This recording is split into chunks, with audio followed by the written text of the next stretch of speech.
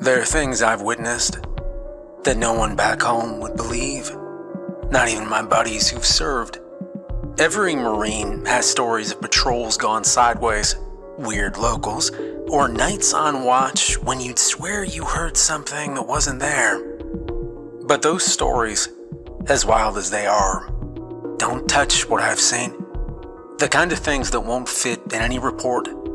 You learn quick in the field what can be explained and what can't, but nothing ever prepares you for the moment you stop asking, what is it? And just focus on surviving it. The first time it happened, I was stationed in Afghanistan. We were sent to secure a remote village near the mountains, one of those places you won't find on any map. It was me, 3 others from my squad, and a local interpreter named Kareem. The village had gone silent, and we were tasked with figuring out why. Radio contact was sketchy at best, so we were essentially on our own. The intel was vague. Reports of missing livestock, strange lights in the hills, and rumors of something cursed driving people away. The hike in was uneventful, but as we got closer, the terrain started feeling wrong. The air didn't carry the smells of life I'd grown used to in these parts. No goats, no cooking fires, nothing. Just dry earth and stale wind. Kareem was jittery, muttering prayers under his breath. I thought it was the usual nerves, but I caught him glancing at the mountains often, like he was expecting something to be watching us. When we reached the village, it was empty. Not abandoned, empty. Pots sat on stoves, half-cooked meals inside. Clothes hung from lines, stiff with dust. It was like everyone had just vanished. We spread out, looking for any signs of a struggle, but there wasn't a single mark of violence. No blood, no bodies, not even a damn footprint in the dirt. That's when the first rule came. Don't look past the ridgeline after dark. Kareem was the one who told us, his voice low, like he didn't want the mountains to hear. If you see something moving out there at night, anything, pretend you don't. It's not for you to know, he'd said, not elaborating. And honestly, I thought it was just more local superstition. But something in his tone stuck with me, like he'd already decided we wouldn't make it out. We set up in what looked like the village elder's house, sturdier than the others, with thick stone walls and a solid door. I volunteered for first watch. Sitting outside under the open sky, I scanned the ridgeline through my scope. The moonlight made the barren peaks seem almost alive, with jagged rocks casting long shapes that seemed to shift when you weren't looking directly at them. First couple hours were quiet, and then I saw movement. A flicker at the edge of my vision. Something darted between the rocks, quick and low to the ground. I trained my rifle on the spot, waiting, but it didn't show itself again. I told myself it was a jackal or some other animal, but the way it moved, fast, almost like it was crawling, set my teeth on edge. I didn't mention it when I handed off to Hernandez for the next watch. He was one of those guys who could joke through anything, and I didn't want to give him ammo to bust my chops. But when I woke up to the sound of the door slamming, Hernandez wasn't laughing. He'd locked himself inside and refused to open up until morning. I don't know what the hell I saw, all right? He muttered when we pressed him. He wouldn't look at us, just kept glancing at the door like he expected something to break through. That's when Kareem spoke up again. The ridgeline, he'd said. Did you look? Hernandez nodded, his face pale. Kareem cursed under his breath and said we needed to leave because they know we're here now. We didn't leave. Orders were orders, and we weren't going to bail on a mission because of some creepy local legends. We spent the day scouring the village for anything that might explain what happened to the people. No luck. By sundown, the tension was thick enough to choke on.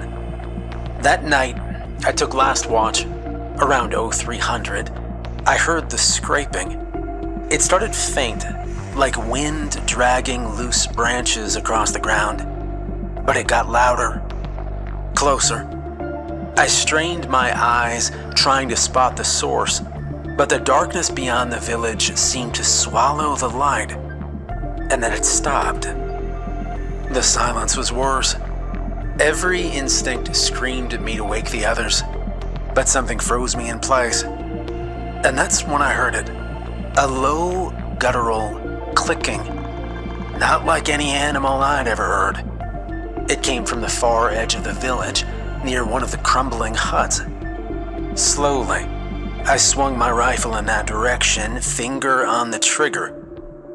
The thing that crawled out of the hut, it was wrong. It moved like a spider.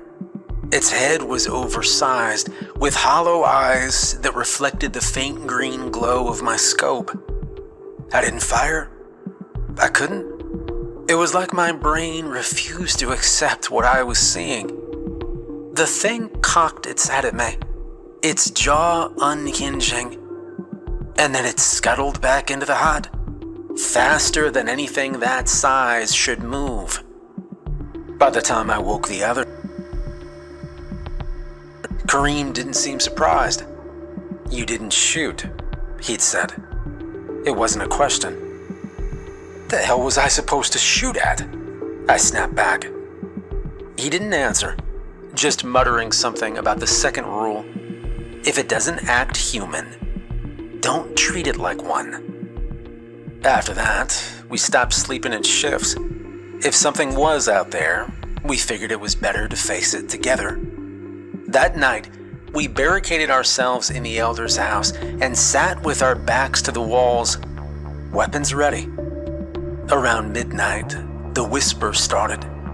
Faint at first, like someone speaking just out of earshot. None of us said a word, but I could see the others straining to listen. Then came the knock. 3 sharp raps on the door. We froze. Another knock, slower this time. Who's there? Hernandez called out, his voice shaky. No answer. Just a third knock, softer, almost hesitant. Kareem stood and grabbed his rifle, motioning for us to stay back.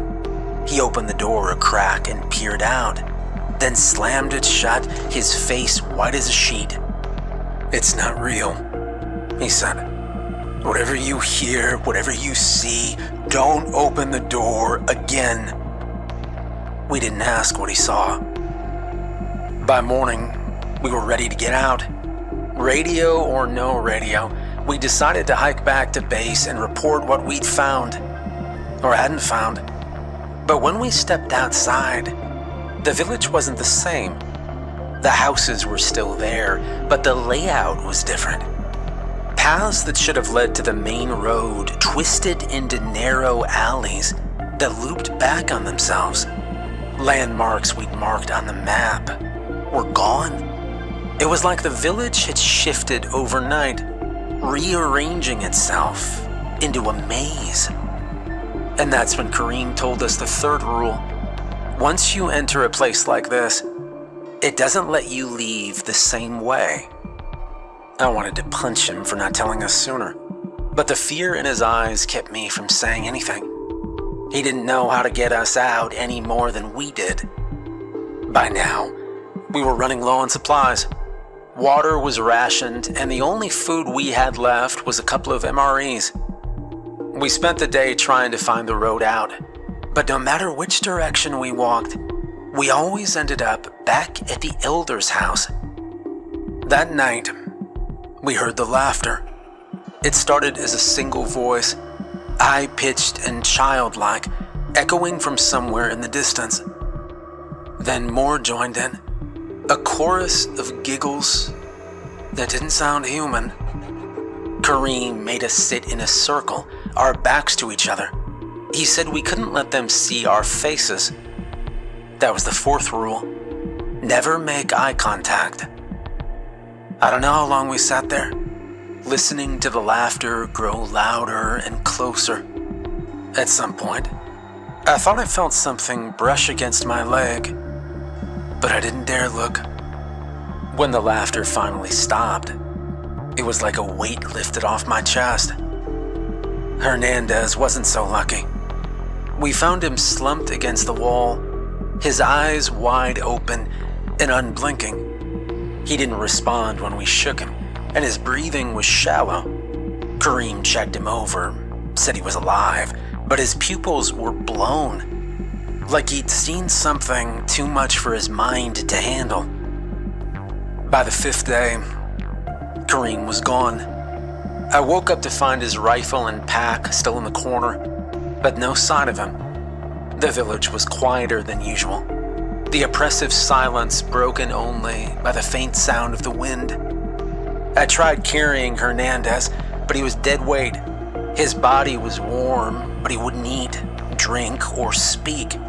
He just stared at nothing, his lips moving silently, like he was repeating something only he could hear. That night, I saw the lights. They appeared one by one, floating above the ridgeline like lanterns. They started moving toward the village, weaving through the air in slow, deliberate patterns. As they got closer, I could make out shapes within the lights, twisted figures. I don't remember much after that.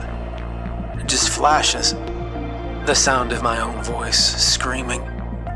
The sensation of being dragged. And those lights, always just out of reach, pulling me deeper into the maze.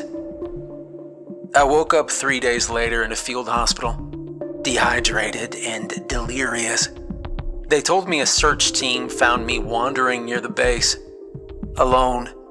No sign of Hernandez or Kareem. No sign of the village. I didn't tell them what happened. What would be the point? Even now, I can't say for sure what was real and what wasn't. But I know this much.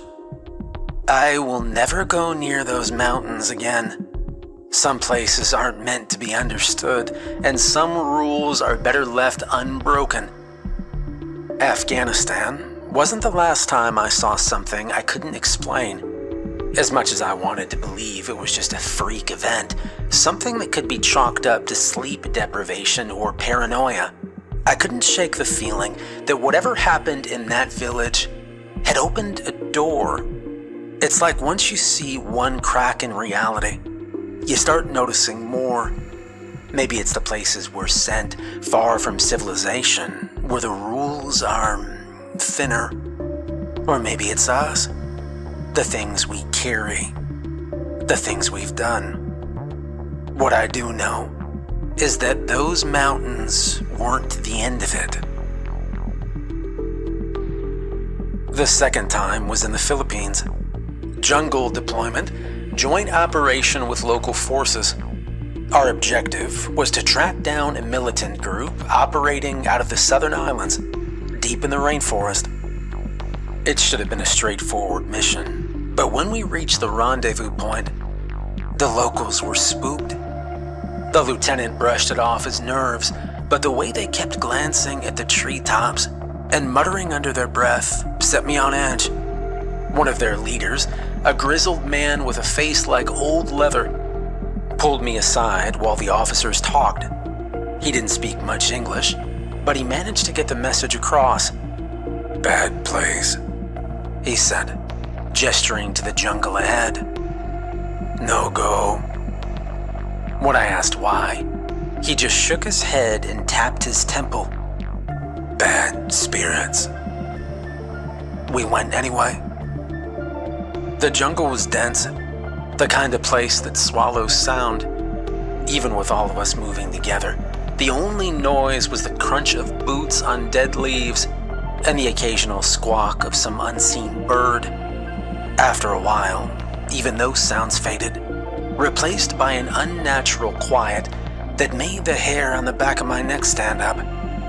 It started small, branches moving when there was no wind, shapes flickering at the edge of my vision.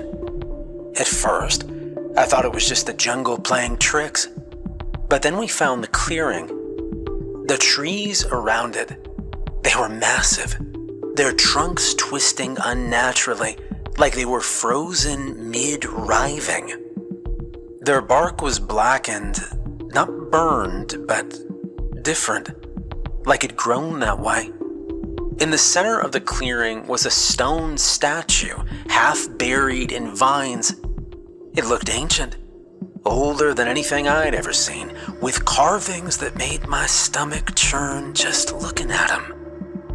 The lieutenant ordered us to secure the area, but the locals refused to step into the clearing. They stayed at the edge, clutching their rifles and muttering prayers. I didn't blame them. The air inside was strange, like the world was holding its breath. And that's when we saw the first one. It was Johnson who spotted it. A face staring at us from one of the twisted trees. It blinked. So help me God, it blinked. Its eyes were sunken and milky, its mouth frozen in a grin. Johnson aimed his rifle, but before he could fire, it moved. Not like a person. It didn't climb down or jump. It just shifted, like it was part of the tree, and then it wasn't. More faces appeared, dozens of them, emerging from the trunks and branches. Some were human, others distorted into shapes that made my stomach turn. They didn't move toward us, they just watched, their grins growing wider.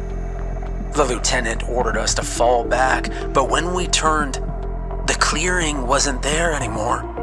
The trees had shifted, closing in like a wall. We didn't make camp that night. We kept moving, trying to find a way out. Every path we took led us back to the clearing.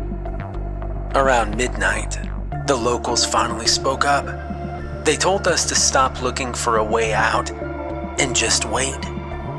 They'd choose, one of them had said. If they let us leave, we leave. If not, he trailed off, shaking his head. We waited. The faces watched us from the trees, their eyes unblinking. Johnson couldn't take it anymore. He opened fire, unloading his entire magazine into one of the trunks. The face didn't flinch, and that's when the screaming started. It wasn't human. It came from everywhere and nowhere, a high-pitched wail that made my teeth hurt. The trees moved, their branches writhing like snakes, and the ground beneath us buckled. The locals dropped to their knees, chanting in a language I didn't understand. The rest of us just stood there, frozen, our weapons useless in our hands. And then, it just stopped. The faces vanished, the trees stilled, and the clearing was gone. When we finally stumbled out of the jungle, the locals refused to speak about what had happened. The lieutenant filed the mission as a success, but none of us talked about what we'd seen. The third time was off the coast of Somalia. Anti-piracy patrol, nothing special. We were stationed on a small frigate, spending most of our time staring at empty water. One night, I was on deck watch with a guy named Larson. The sea was calm, the sky clear, but there was something off about the horizon. It was darker than it should have been. We were scanning the water when we saw it. At first, I thought it was a whale breaching, but it was too big, much bigger than any whale I'd ever seen. The shape rose out of the water, massive and black, its surface glistening like oil. It stayed there for a moment, towering over the waves, and then it began to move towards us. Larson panicked, calling out to the bridge, but the comms were dead. The thing kept coming. By the time it reached the ship, the entire crew was on deck, weapons drawn. It didn't attack. It just loomed there. The air grew thick, and it got cold, frost forming on the rails and windows. The captain ordered us to fire, but our weapons didn't do anything. The rounds disappeared into its mass, swallowed like pebbles in a pond. The thing stayed there for hours. Some of the crew started acting strange, walking toward the edge of the deck like they were in a trance. We had to physically restrain them to keep them from jumping overboard. When dawn finally broke, the thing was gone. Nobody saw it leave, and the comms came back online as if nothing had happened. The official report listed it as an unidentified marine anomaly, but none of us believed that. Whatever it was not natural. After that, I started noticing patterns. The places we went, the missions we were sent on, they weren't random. There was something about them, something the higher-ups weren't telling us. I don't know if it's the military itself or just the things we're exposed to, but I've come to realize there are rules to all of this. Rules you have to figure out on your own, because nobody's gonna spell them out for you. Here's what I've learned so far. If something doesn't feel right, probably isn't. Trust your instincts. Don't break the rules of the place you're in. Every location has its own rules, and they're not always obvious. If you can't fight it, don't try. Some things are beyond bullets and bravery. Never go alone. And the most important rule of all, once you've seen them, they've seen you. I used to think I'd be able to leave all this behind when I got out. That once I was back home, the things I'd seen would stay in the places I'd left them. I was wrong. But that's a story for another day. It was my second deployment in Eastern Europe when we encountered something I wish I could unsee. Officially, we were training with Allied forces in Romania, running exercises in the Carpathian region, where dense forests stretched as far as the eye could see. Unofficially, we were investigating reports of missing personnel from a nearby NATO base. A small recon team of 6, tasked with finding out why soldiers were disappearing without a trace.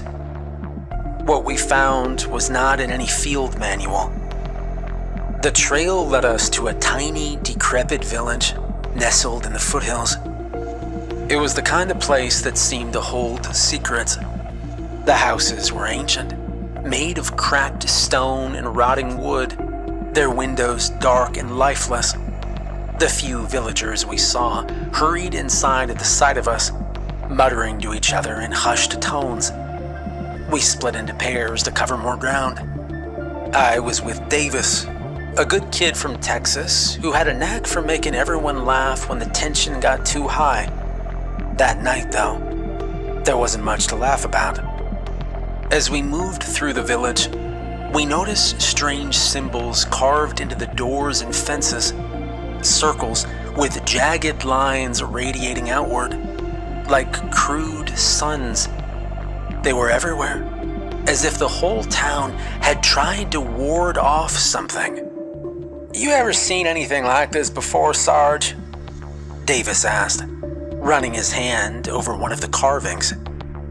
"No," I said, scanning the tree line, "and I don't want to stick around to find out what it's for."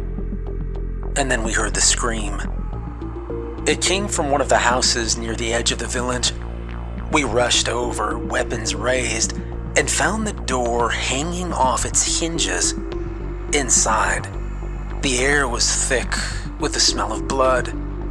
A soldier from the NATO base was lying on the floor, his throat torn open, blood pooling beneath him. Standing over the body was something. At first, I thought it was a man, tall, lean, dressed in ragged black clothing. But then it turned to face us, and I saw its eyes. They were blood red, glowing faintly in the dim light. Its skin was pale, almost translucent, and its mouth was smeared with blood, sharp teeth glinting as it snarled. "My God," Davis muttered, stepping back. The thing moved faster than anything I'd ever seen. One moment it was standing over the body. The next it was on Davis, pinning him to the ground. He screamed as its teeth sank into his neck. I didn't think. I just fired. The rounds hit it square in the back, but they might as well have been BBs for all the good they did. The thing hissed and turned its attention to me, its mouth dripping with Davis's blood. It lunged, and I barely got out of the way. "Davis, move," I said, but he didn't respond. He was on the ground, clutching his neck, his eyes wide with terror. The creature lunged again, but this time I was ready. I grabbed a piece of broken furniture, a chair leg with a sharp splintered edge, and I drove it into its chest as hard as I could. It let out an unearthly shriek, thrashing wildly, before collapsing in a heap. For a moment I thought it was over, and then its body dissolved into ash, scattering across the floor like dry leaves. Davis was still alive, but barely.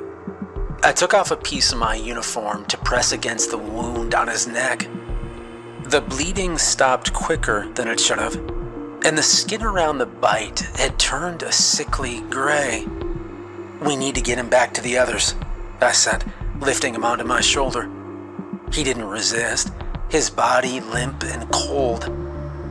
When we regrouped, I didn't tell the others exactly what had happened. I just said Davis had been attacked by an animal. The look in his eyes, though, cloudy and distant, told me it was something far worse. We hunkered down in an abandoned barn for the night, taking turns on watch. Davis was quiet, lying in the corner with his back to the wall. He refused to eat, his breathing shallow and uneven. At some point during my shift, I heard him muttering to himself. I moved closer, trying to make out the words. "Thirsty," he said. "I'm so thirsty." By morning, Davis wasn't Davis anymore. His skin had turned almost white, and his eyes had taken on the same blood-red hue as the creature from the night before. He avoided the sunlight streaming through the cracks in the barn's walls, his movements jerky and unnatural. When we tried to talk to him, he just stared at us, his lips curling into a faint smile. "We have to do something," Carter, one of the other Marines, said. "He's not right. You saw what attacked him, didn't you? It wasn't human, was it? And now he's turning into one of them." I didn't want to believe it, but deep down I knew he was right. That night, Davis attacked. We were preparing to move out when he lunged at Carter, knocking him to the ground. His strength was unbelievable, tossing a fully armed Marine like a rag doll. I barely had time to react before he was on top of me, his teeth snapping inches from my face. "Davis, stop," I said, but there was no recognition in his eyes, just hunger. The others pulled him off me, pinning him to the ground. He thrashed and snarled like a wild animal, his strength almost too much for all of us. "We can't keep him like this," Carter said. I knew what had to be done, but saying it out loud felt like betrayal. "We wait until sunrise," I said. We tied Davis to a post in the barn, using everything we had. Ropes, belts, even a chain we found hanging from the rafters. He thrashed and growled through the night, his voice no longer sounding human. When dawn came, we dragged him outside. As the first rays of sunlight touched his skin, he screamed, smoke rising from his body like steam. "I'm so sorry," I told him. The sunlight consumed him, his body igniting in a burst of flames. Within moments, there was nothing left but ash. The others didn't say anything as we packed up and left the village. What could they say? We never reported what happened. The official story was that Davis was killed in action, his body unrecoverable. The rest of us were debriefed and sent back to base, but the looks we exchanged said everything. We knew what we'd seen. Since then, I've learned to pay attention to the stories people don't want to tell, the superstitions, the warnings that sound like nonsense until they're not. There's a reason every culture has stories about monsters. Sometimes, the stories are the only thing standing between us and them. After Romania, I swore I'd never brush off local warnings again, but promises like that have a way of fading when duty calls. It was a year later, and I was stationed on a remote base in the Balkans, deep in the forested mountains. The mission was supposed to be straightforward, a training exercise with Allied forces just like the last one. But when the locals warned us about going too far in the woods, I listened. At least I thought I did. We were conducting a recon op one night. Just me, Sergeant Lopez, and a couple of younger Marines. The area we were scouting was supposed to be clear, but the higher-ups wanted eyes on us just in case. The terrain was rough, with steep slopes and thick underbrush that made it impossible to see more than a few feet ahead. It didn't take long for things to go sideways. About an hour into the patrol, we came across a dead deer. At first glance, it wasn't unusual. Wild animals take each other out all the time. But as we got closer, the details didn't add up. The deer's body was torn apart, its ribs cracked open like a can of sardines. Whatever had killed it wasn't just feeding, it was angry. The claw marks were too deep, the bites too violent. This wasn't the work of wolves or bears. Lopez crouched next to the carcass, frowning. What do you think did this? I didn't answer. It wasn't just the brutality. It was the feeling that we were being watched. Let's keep moving, I said. We pressed on, but the forest was different now. The usual sounds, birds, insects, the rustle of leaves had gone silent, replaced by a heavy stillness, the kind that presses against your ears and makes every step sound too loud. And that's when we heard the howl. It started as a low growl, barely audible over the crunch of our boots. We froze, scanning the darkness with our rifles raised. The growl turned into a snarl, then a deep, guttural howl that seemed to echo everywhere. The hell was that? One of the younger Marines, Bishop, said. Not a wolf, Lopez replied, his grip tightening on his rifle. The howl came again, closer this time. Whatever it was circling us, its movements too fast to track. Eyes on, I barked, trying to keep the panic out of my voice. Watch your sectors. The underbrush rustled, and something massive charged out of the darkness. It hit Bishop first, knocking into the ground before we could react. The thing that attacked him, it was huge, easily over 7 feet tall, with shaggy, matted fur and a snout full of teeth. Its eyes burned yellow, glowing faintly in the moonlight. It wasn't just a big wolf, it was something worse. Bishop screamed as the beast claws raked across his chest, blood spraying on the forest floor. I opened fire. The beast recoiled as the rounds hit it, but it didn't fall. Lopez and I kept firing, but the bullets barely seemed to slow it down.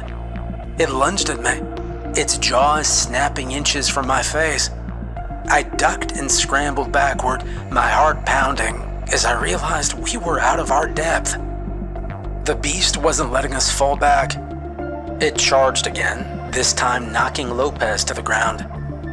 Desperate, I grabbed the first thing I could find, a jagged piece of scrap metal lying half buried in the dirt. Wasn't much, but it was something. I swung it at the beast's side, and to my surprise, it howled in pain.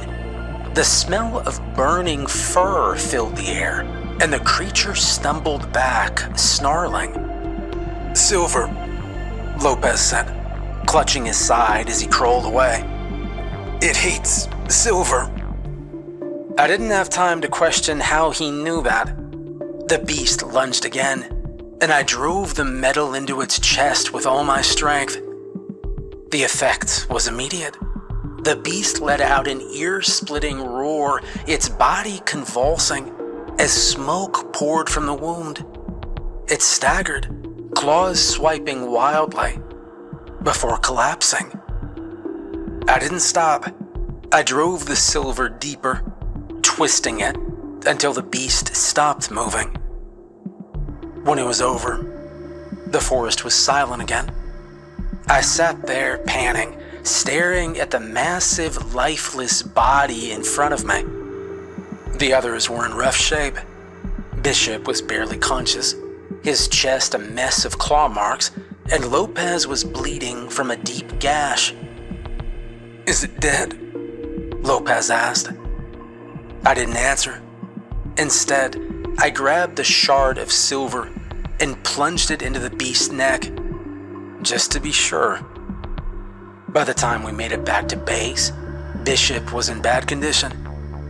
He didn't make it through the night. The medic said it was the blood loss, but I knew better.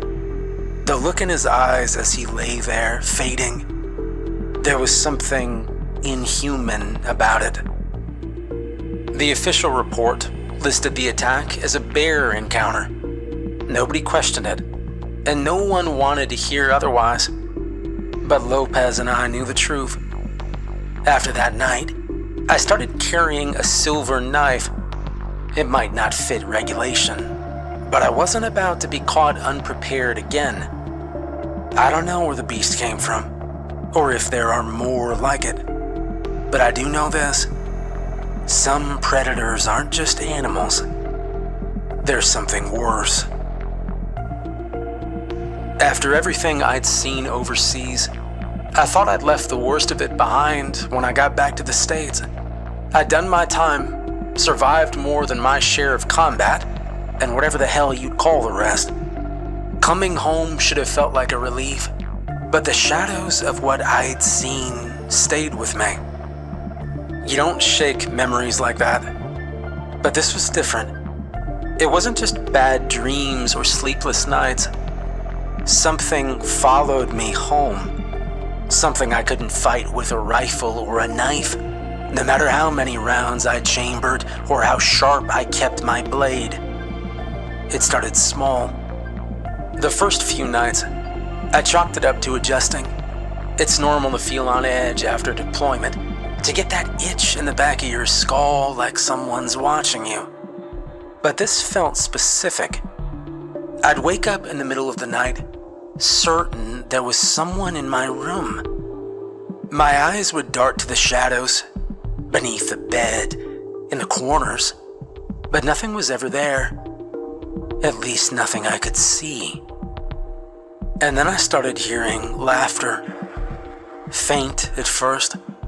I'd get out of bed, walk through the house with my pistol drawn, but it would stop. There'd be no sound, just that sinking feeling that I wasn't alone. The dreams started after that. The first time I saw it, I thought it was just a nightmare. I was standing in a dimly lit room, the walls lined with peeling wallpaper. There was a smell, metallic and sharp, like blood left out in the sun. I saw him. He was crouched in the corner, his skin a deep mottled red, as if it had been filleted raw. His face was long, angular. He didn't move, didn't blink, just stared at me and grinned. I woke up gasping, drenched in sweat. My heart was pounding, but the room was silent. Just a dream, I told myself. Except I could still smell it. That metallic tang in the air. The second time was worse. It happened a few nights later. I was lying in bed, staring at the ceiling when I felt it. A weight pressing down on my chest, like someone had sat on me. My arms and legs wouldn't move no matter how much I tried. And then I saw him again.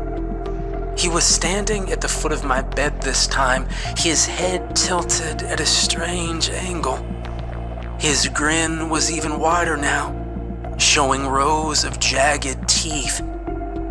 He didn't move, but the room grew colder. I tried to scream, but my voice wouldn't come. I could only watch as he leaned closer. I could feel his breath on my face. And then he was gone. By the third time, I couldn't ignore it anymore. Whatever this was, it wasn't a dream. It wasn't my imagination. This thing was real, and it wanted me to know it. I didn't know where to turn. Calling the VA to say I was being haunted didn't seem like an option. My family wouldn't understand. I didn't want to scare him. In the end, I went old school. I called a priest. Now, Father O'Connell was the real deal. Old but still sharp, with a voice that carried the weight of someone who'd seen too much. He didn't flinch when I told him about the thing in my house. Didn't laugh or write it off as PTSD. He just nodded and said, "I'll come by tomorrow." When Father O'Connell arrived, he walked through each room, muttering prayers under his breath and sprinkling holy water on the walls. It wasn't until we got to the bedroom that things changed. As soon as he stepped inside, his face went pale. "It's here," he said, clutching the crucifix around his neck. I'd expected him to say something reassuring, to tell me, I don't know, that it was all going to be fine. Instead, he looked at me and said, "You need to pray." We started the exorcism just before sunset. Father O'Connell lit candles and set up a small altar in the living room. He handed me a rosary and told me to repeat his words no matter what happened. At first, it felt awkward, like we were playing at something bigger than we had a right to. But as he started reciting the prayers, the room grew colder. The candles flickered, the flames shrinking as if the air itself had been sucked out. And then it was there. The red-faced man stepped out of the shadows, his grin wider than ever. He didn't lunge or snarl, he just stood there watching, as if daring us to continue. Father O'Connell's voice didn't waver. He held up the crucifix and commanded the thing to leave. The demon didn't like that. The room erupted into chaos. The candles blew out, plunging the room into darkness. Furniture toppled, and the air filled with the sound of something scraping against the walls. And then it was on me. I couldn't see it, but I felt it. Its hands wrapping around my throat, its breath hot and foul against my face. I clawed at the air, gasping, but it was like fighting smoke.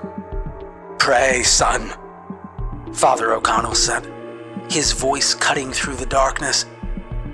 I forced the words out, choking on each syllable. And with every prayer, the grip on my throat loosened, the air around me growing hotter. Father O'Connell pressed the crucifix against the floor, shouting Latin phrases I didn't understand. The demon let out a guttural scream, a sound that seemed to come from everywhere. And then it was gone. When the lights came back on, the room was a mess. The walls were scorched, the furniture overturned. But things felt better. Father O'Connell looked exhausted. "It's done," he said. I wanted to believe him, to think it was over, but a part of me knew better. I haven't seen the red-faced man since that night, but I think I still feel him sometimes, in the quiet moments when the house is too still, when I wake up in the middle of the night convinced I'm not alone. The priest told me something before he left, something I haven't been able to forget. "Evil doesn't just appear, son," he'd said. "It's drawn to something. Pain, guilt, anger. Whatever you've seen, whatever you've done, it leaves a mark. And sometimes that's enough to invite it in."